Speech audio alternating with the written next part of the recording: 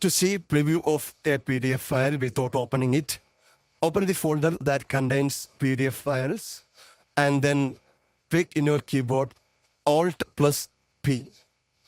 Then this preview pane will open.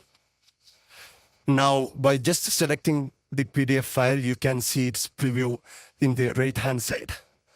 You can enlarge this pane by just dragging it from here with using your mouse.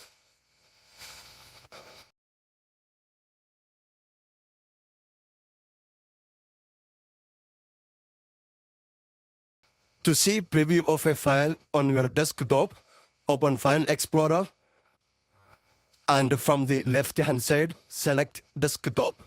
You can see here the files and folders on your desktop.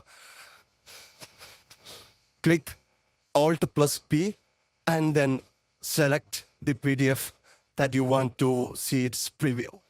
I hope this video will help you. Thank you for watching this video by iTech Tips.